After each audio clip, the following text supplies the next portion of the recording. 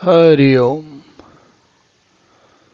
हम लोग श्री रामचरितमानस में अब किष्किंधा कांड जो चौथा सोपान है उसको देख रहे हैं। पिछले सत्र में हमने मंगलाचरण देखा था। अब आगे बढ़ते हैं।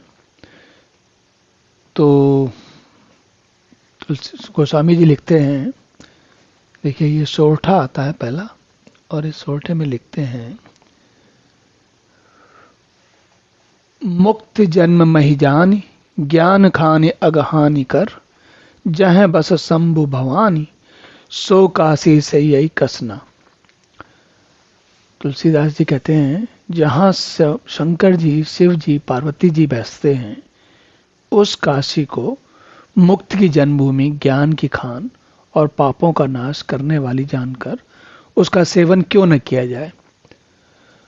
तो यहाँ पर हम तो जो ये किष्किंधा कांड है, सत्र है, इसमें इसके पिछले सत्र में अरण्य कांड में हमने देखा कि जानकी जी का रावण ने हरण कर लिया और भगवान रामचंद्र जी जो है उनको ढूंढते हुए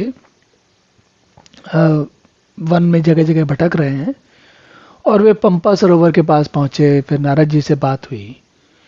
तो अब ये अकस्मात यहाँ पर काशी की क्या बात आ गई।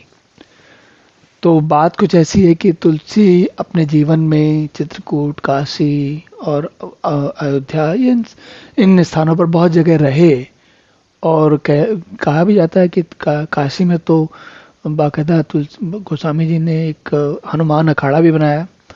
तो बहुत सारा समय है। तो इस अध्याय के चौथे सोपान के आरंभ में संभवतः तुलसी को काशी की याद आई, या भगवान शंकर की याद आई, या भगवान राम शंकर सबकी याद आई, तो उन्होंने काशी के बारे में बात की।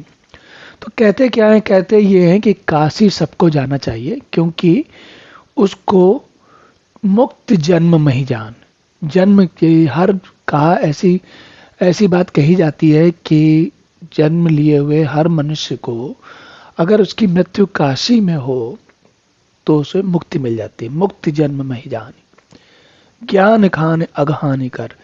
जो ज्ञान की खान है, ज्ञान की खान क्यों है?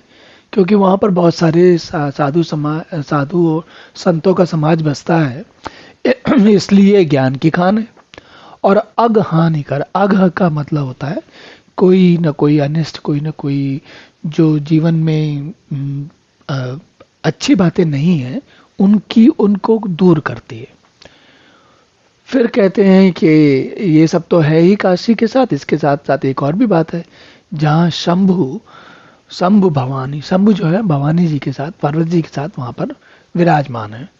तो इसलिए काशी का सेवन जरूर करना चाहिए, मतलब काशी में जरूर जाना चाहिए, रहना चाहिए, वहाँ पर समय बिताना चाहिए और जानना चाहिए कि काशी की क्या विशेषताएं हैं। चलिए अब आगे देखते हैं। जरत सकल सुर बूंद विषम गरल यही पान किए, तई न भजसी मन मंद को कृपाल शंकर सरिस। तो आगे देखिए, काशी की इसलिए विशेषता बता रहे हैं तुलसीदास जी, क्योंकि वो भगवान शंकर की विशेषता बता रहे हैं, भगवान शंकर के बारे में बताना चाहते हैं। तो कहते हैं, अब देखिए इस बार उन्होंने इस दोहे में, इस सोरठे में वो सीधा शंकर जी पर आ जाते हैं पूर्णतः। कहते हैं, जरत सकल सुर बूंद विषम गरल यही पान की। जरत सकल सुर, जब सारे देवता जल रहे थे, कौन से किस काम से जल रहे थे? असुरों के कारण, असुरों के ताप से, असुरों के अत्याचार से सारे देवता जल रहे थे। तो उनके लिए जब अमृत का संधान किया गया है या समुद्र मंथन किया गया है, तो उससे जो अमृत निकलने से पहले जो विष निकला है उसे भगवान शंकर ने अपने कंठ में धारण किया। कंठ में मतलब गले में धारण किया, शरीर में पूरे नहीं ले गए, केवल कंठ में धारण किया। इसीलिए भगवान शंकर जी को, भगवान शिव जी को नीलकंठ भी कहते हैं। तो कहते हैं उन्होंने भगवान शंकर जी ने, जिन्होंने देवताओं की समस्या का निराकरण करने के लिए, उसको निपटाने के लिए जो समुद्र से निकला हुआ विष है उसको अपने गले में धारण कर रखा है। तो फिर ऐसे भगवान जो देवताओं पर इतनी कृपा करते हैं, मनुष्यों पर तो पता नहीं कितनी कृपा करेंगे।